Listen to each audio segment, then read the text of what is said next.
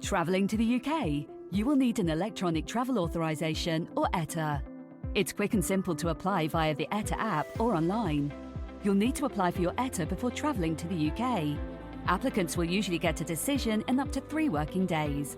Everyone travelling to the UK without a visa, whether visiting or passing through, will need one. It lasts 2 years and is valid for multiple trips. To apply now, search UK Travel ETA. Exemptions apply. I want the man to drive a tourist bus through France. He'll start from here and come back here, so he must have an international heavy vehicle license. You have? Excellent. He doesn't have to be all that intelligent, but he will have to learn certain passages from a travel book called The Tourist Omnibus. It's printed in English.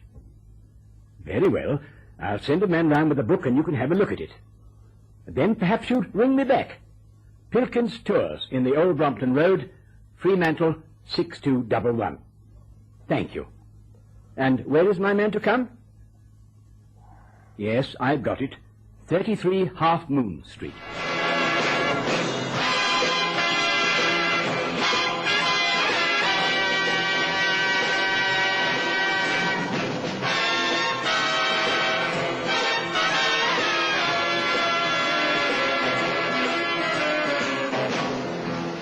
Three for the Omnibus.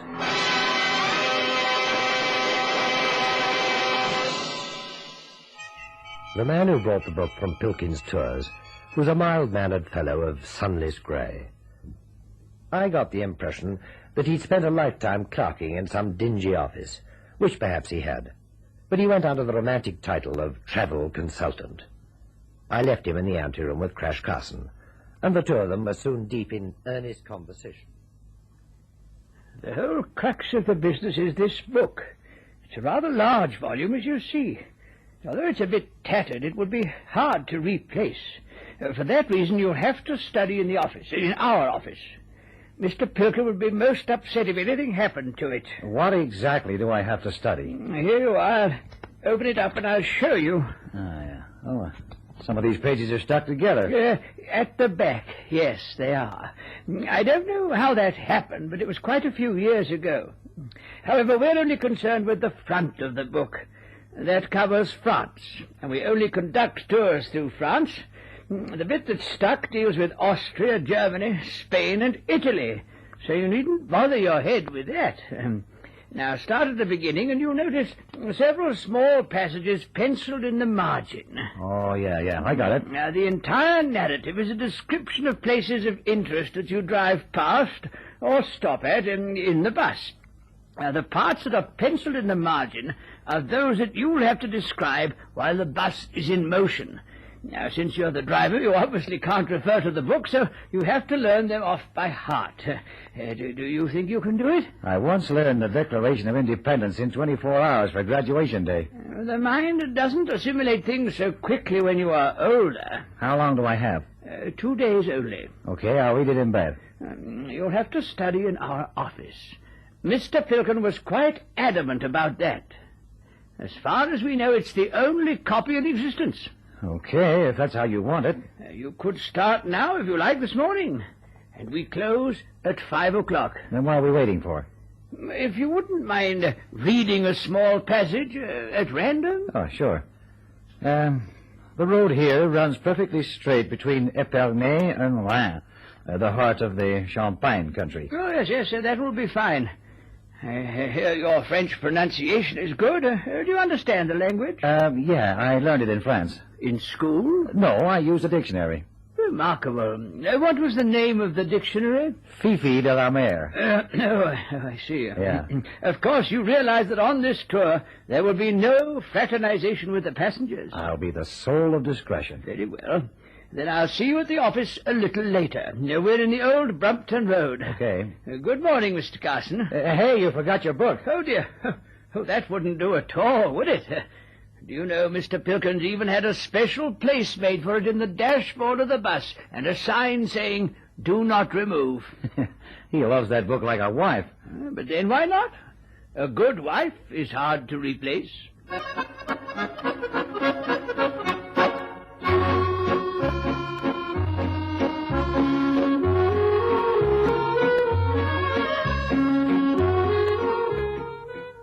I had to agree with Mr. Tone's philosophy, except that it did occur to me that the front part of that book could have been replaced by a good copy typist in 24 hours. But then, for all I knew, Mr. Pilkin might have been an eccentric. There must have been something about him. I figured he wouldn't make profit out of this tour, the fees we were charging. I made a study of the book and learned the relevant parts the best I could. The tourist passengers embarked at the office in the old Brompton Road, and I drove them to the Dover ferry. They were a drab bunch and mostly hung over the taffrail all the way across the channel, and I was glad to be back on the road again, bowling through the French countryside.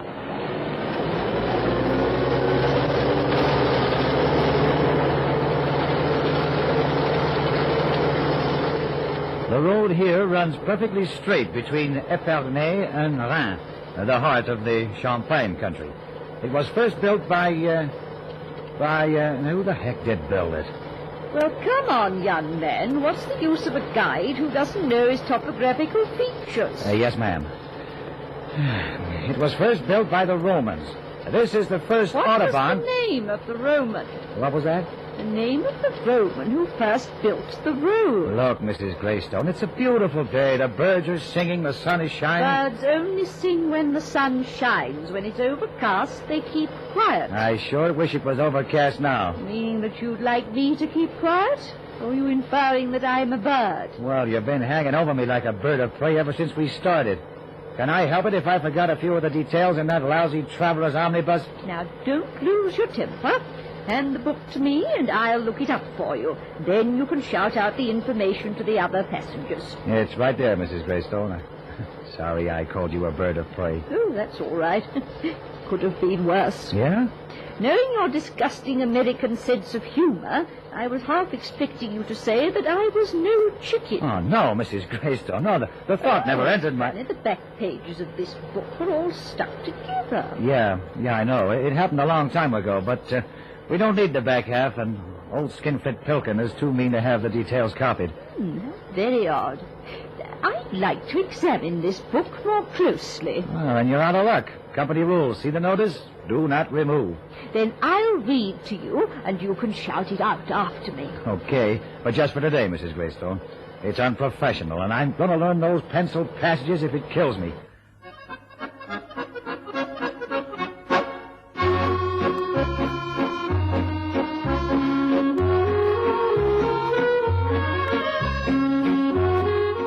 I was speaking metaphorically.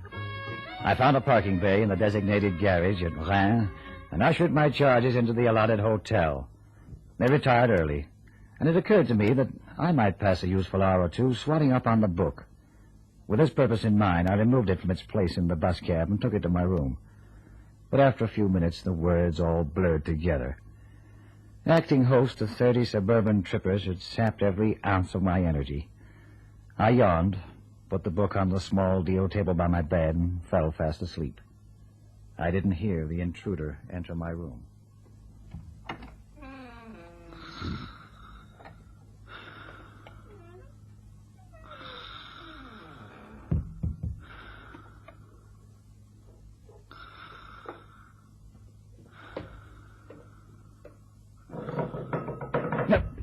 Hey, what's that? Who's there? Hey, you! Blast! Where's that light switch? Missed him. Well, whoever you were, that's not the first time you've been prowling around someone's room. That's a neat trick, putting that chair in my way to fall over in the dark. And I wonder what you were after. Say, the book's not there. Oh, yeah, there it is on the floor. Must have knocked it off the table. Maybe that's what woke me up. Yeah, who's that? It's only me, Mrs. Greystone. Oh, hang on. I thought I heard a noise coming from your room and a shout. It's 2:00. What are you doing up at this time? I never go to bed until well into the small hours, Mr. Carson. When you're old, you don't need the sleep. I read. In fact, I have an insatiable appetite for literature. You certainly must go through a lot of books that way. Oh, I do. And I'm making a special collection of French literature while we're over here. I've got more than a dozen to take back with me already. But you haven't answered my question. Did I hear a shout? I guess so. I have nightmares, you know. I shout in my sleep. Oh, poor thing. Can I bring you some aspirin? No, thanks, no. I'll read for a bit, too, I think. I still have to learn some passages in that guidebook. Oh, now don't you worry your head about that. If you can't remember them, we'll do as we did yesterday. I'll read them to you quietly, and you can repeat the passage to the tourists. That's kind of you, Mrs. Greystone. Oh, not at all. Anyway, I want to have a good look at that traveller's omnibus. It holds a strange fascination for me.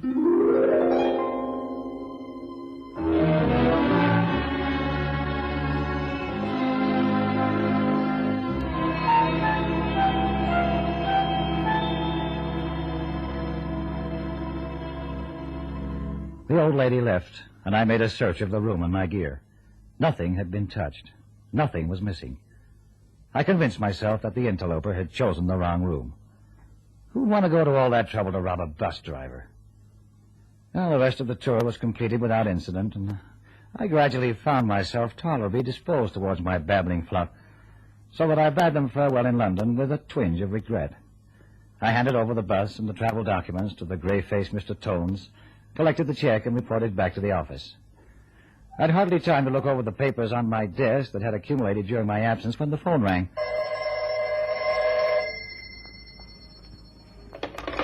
Assignments unlimited.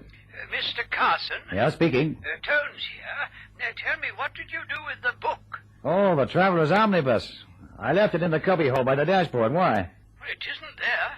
Well, that's where I left it, Mr. Tones. Are you quite sure you didn't take it with you by accident? I'm certain. That must be there.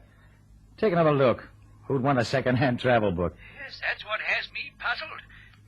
Yet you know what importance Mr. Pilkin attaches to it. Perhaps one of the passengers picked it up by mistake. Could be. You have a list of their addresses. Why don't you get in touch and find out? Oh, that will take some time, I'm afraid. But on the face of it, that's all I can do. Well, thank you, Mr. Carson. Perhaps I might think of the person most likely to pick it up and strike it lucky first time.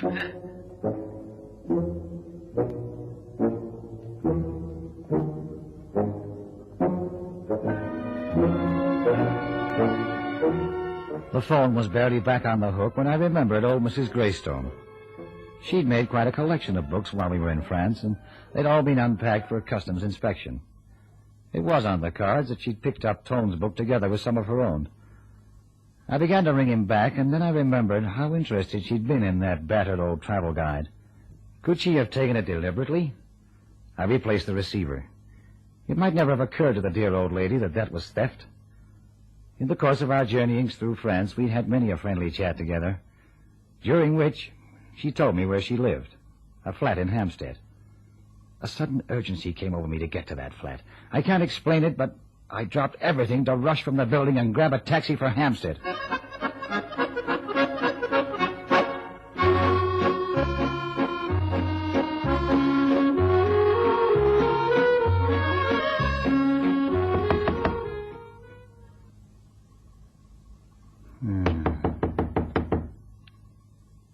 Nobody home. I should have telephoned first. The door's open.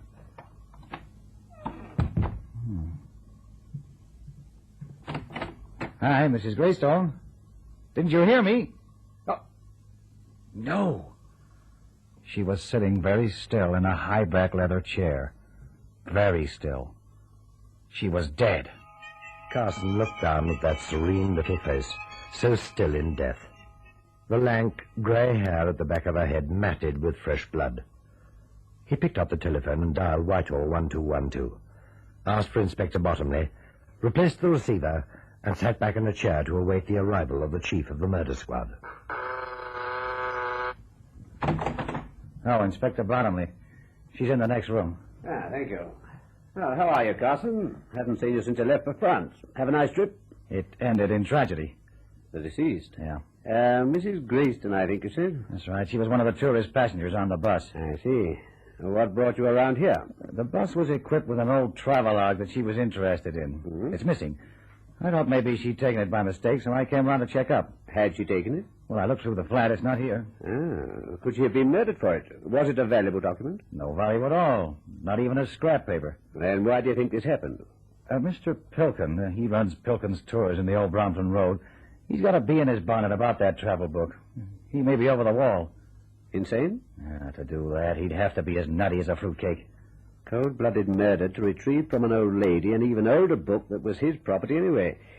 Doesn't make much sense, does it, Carson? No, I guess not. Look, do you mind if I get out of here, Bonham? Well, as long as you let me know where you're going. To the old Brompton Road. I want to have a word with this Pilkin guy. Now, don't worry, Inspector. I won't queer your pitch. Don't worry about me, Carson. Just be very careful you don't queer your own pitch.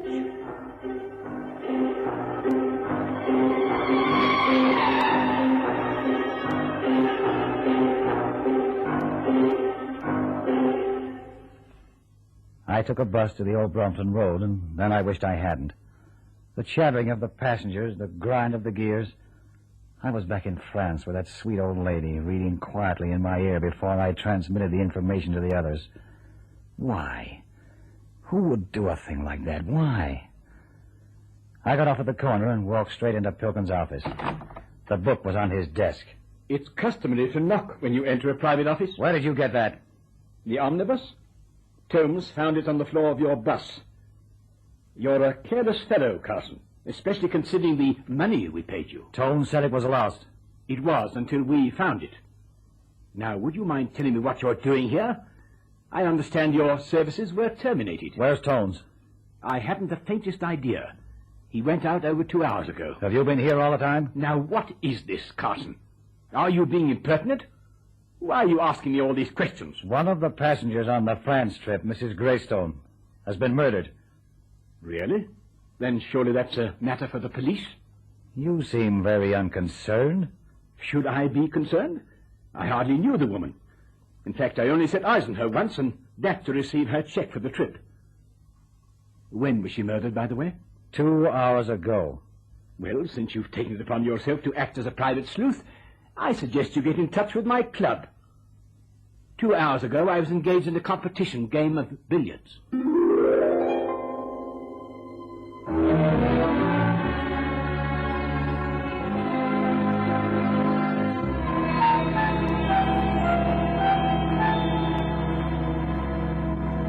I knew he spoke the truth, and the truth made me confused. I decided to go to my own flat around the corner in Shaftesbury Avenue to think it all out. Was there any connection between Pilkin and the murdered old lady? Nothing made sense. I let myself in with my own passkey and walked towards the drinks cabinet. And there, sprawled over the tiny bar, was Tones. At first I thought he was drunk, passed out, with his head cradled in his arms. I grabbed a handful of hair and yanked his head up from the bar. I let it fall back. His face was a mangled mess where the bullet had smashed its way in from point-blank range. I whirled around to a sudden noise behind me. Take it easy, Carson. There's been enough shooting in here for one day. Bottomley, how did you get in here? Through the door. The caretaker let me in. What about him? It's Tones, the man from Pilkin's Tours. I know who it is. I wondered why. He's been shot, murdered, in my flat. Oh, look, why state the obvious? But then you're a bit overwrought. 2 murders in one morning. Hey, you don't think I did it? It was possible for you to have killed Mrs. Greystone, but quite impossible for you to have shot Mr. Tones. I had you followed from the moment you left Mrs. Greystone's flat. The blazes you have. Yes, in this case, it's just as well. We know you were traveling on a bus towards the West End when this happened. Did you see Pilkin? Yeah. He's got a perfect alibi. How did you know about Tones? An anonymous call. A man. He said Tones had left for your flat after an argument on the telephone. Something about Tones accusing you of theft. And when he didn't come back, the caller got worried and decided to get in touch with me. Yeah, very neat. Very embarrassing for you if you hadn't decided to visit the late Mrs. Greystone this morning. Come in. Excuse me, sir. The report on Pilkin. Ah, yes, come in, Latimer. This is Mr. Carson, the owner of the flat. Good afternoon, sir. All right, let's have it. Well, 10 minutes to 10 a.m., Pilkin left his office and proceeded to the Cedars Club in Knightsbridge, where he's a member. He played billiards until 10:45 a.m., when he left the table to make a phone call. After that, he left the club, and there's no check of his movements until returning to his office at 11:45. Tones left the office at 10:15 a.m. and returned at 10:30. He received a telephone call at 11:45 a.m. and left the office in a hurry. He's not been back since. He never will go back. That's him draped over the bar. What about Pilkin now? When I phoned through a minute ago, sir, and he's left the office with an overnight bag. and he drove his car south towards Hammersmith. We'd better get after him. No. He'll be followed all the way. You suspect Pilkin? Top of the list. Yeah. What I haven't the faintest idea of is motive. Why? Now, Carson, tourist bureau people usually have an orderly mind. It comes from dealing with schedules all day. Where would you say Pilkin is heading? The Dover ferry. Yeah. I got the times, Latimer. Oh, yes, sir. The next ferry leaves at 6. And if it leaves with Pilkin, Carson, you and I will be on it too.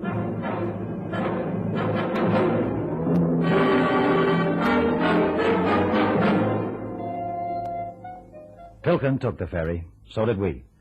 He sat on the taffrail seat, his overnight case next to him. I badly wanted to look inside that case, but Bottomley had no warrant. The inspector seemed to read my thoughts. At any rate, he walked over to Pilkin, showed his card, and took him a little way off to ask him a few questions. I took the opportunity to sit down next to the suitcase and open it. The book was inside. I removed it, stuffed the book inside my jacket, closed the case, and walked quickly to the stern of the ferry. I was joined later by Inspector Bottomley, who became immersed in his own thoughts. He remained that way until we docked in Calais. Only then did he mention the book. I wonder if that book you've stolen has any bearing on this case. Could be. Can you see Pilkin? Yes, there he goes. Across the quay towards the cargo shed. Then he's got clean away. No. The surety have been warned. We can always extradite him. But I wonder why he's going towards the cargo sheds and not the customs point. He's obviously made this trick many times before. Holy smoke! His suitcase, it blew up in his hand. Come on, let's get down there. No. There's nothing we can do. He's dead, and that's that. It must have been a time bomb planted by someone in his suitcase while he was on board. That's it. Now it all fits. What does? Why don't you see? His murder solves the whole mystery. Let's go in the saloon, Bottomley. I want to read you a passage from a very interesting book.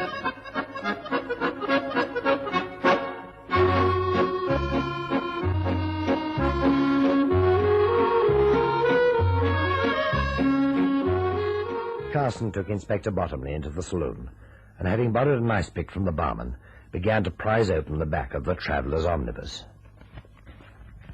There, go on. There, see?